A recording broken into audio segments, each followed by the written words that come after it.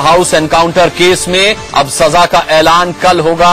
आज सजा का ऐलान नहीं हुआ, आज बहस हुई। इसके अलावा सजा का ऐलान नहीं हुआ है। साकेत कोर्ट ने शहजाद पर कल तक के लिए फैसला सुरक्षित रख लिया है। बटला हाउस केस में अब सजा का ऐलान कल होगा।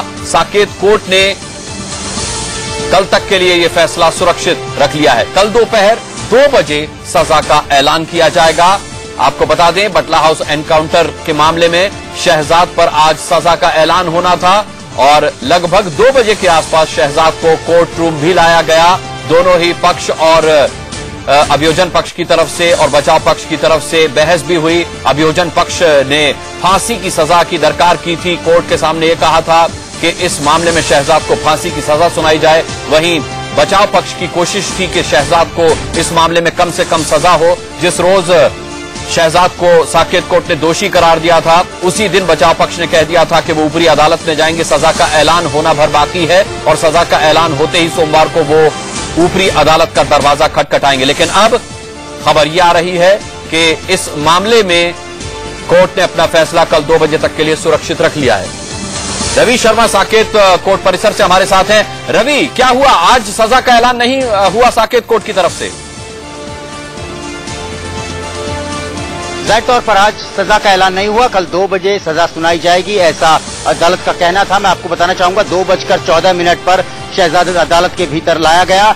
उसने चेक की शर्ट पहन रखी थी नीली और जींस की पैंट पहन रखी थी, साथ ही सफेद जूते पहन रखे थे। काफी नर्वस था और जैसे ही बहस शुरू हुई, जो सरकारी वकील साहिबा थी, उन्होंने जब अपनी बहस शुरू की तो उसके माथे पर पसीना छलछला आया। बेहद घबराया हुआ था शहजाद। मैं आपको बताना चाहूंगा, जो बहस शुरू की सरकारी वकील की तरफ से, उसमें ये पॉइंट रखे गए कि शहजाद क्योंकि उसने बेहद संगीन जुर्म को अंजाम दिया है, इसके अलावा वो कई और मामले उसके ऊपर चल रहे हैं आतंकवाद से संबंधित, और सभी मामले बेहद संगीन है, लिहाजा उसे कोई रियायत नहीं दी जा सकती, उसे कोई रहम अदालत ना दे, और फांसी की मांग उन्होंने की। इसके अलावा उन्होंने ये भी कहा कि जिस तरह के मामलों में ये संलिप्त रहा है शहजाद, उसे देखते हुए नहीं लगता कि इसे सुधारा जा सकता है या इसके सुधरने की कोई गुंजाइश बाकी है, लिहाजा इसे फांसी की सजा दी जाए। अदालत में ये बात भी जो है सरकारी वकील ने साफ तौर पर रखी कि शहजाद ने बिना प्रोवोकेशन के गोलियां चलाई। जैसे ही कोई सरकारी अधिकारी उनके सामने जब वो आया, दरवाजा खटखटाया, इन्होंने ताबड़तोड़ उस पर गोलियां चलाई, जबकि इसके पास उकसावे की कोई वजह नहीं थी। लिहाजा इस मामले को रेस्ट ऑफ रेयर में रखा जाए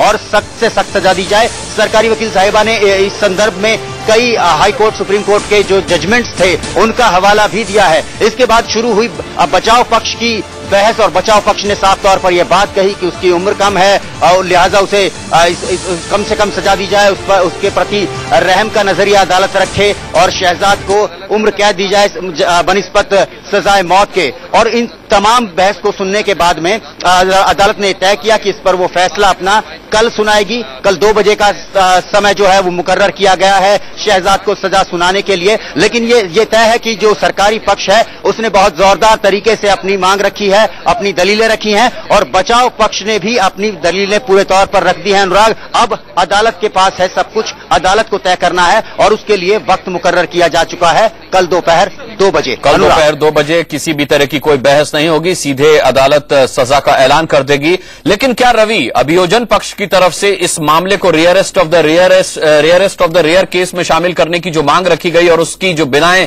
अदालत के सामने रखी गई, क्या यही वजह बनी कि सजा का ऐलान आज नहीं हुआ और यह फैसला कल तक के लिए अदालत ने सुरक्षित रख लिया है?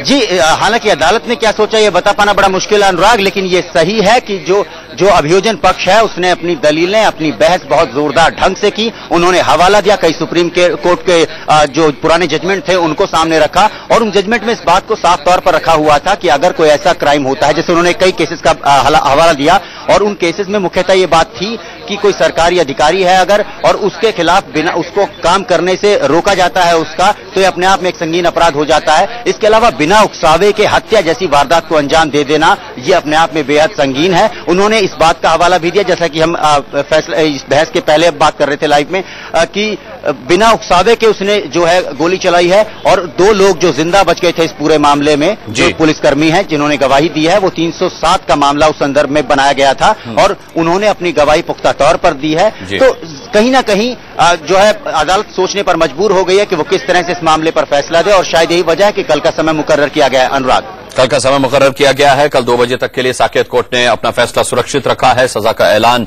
कल 2 बजे होगा। रवि बने